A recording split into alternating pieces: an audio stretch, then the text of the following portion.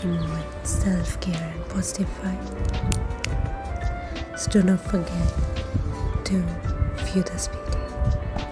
While I'm making something cozy today, I just want to remind you something.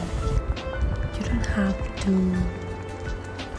do everything figured out right now. Some days you feel motivated and some days you feel tired, and that's okay. Don't compare your journey to someone else. Everyone grows at their own pace. Focus on small thing today. Take care of yourself, be patient with yourself and keep going. Remember, progress doesn't have to be perfect. You're not behind. You are growing, learning and becoming a stronger version of yourself every day. So take a deep breath, believe yourself and keep going.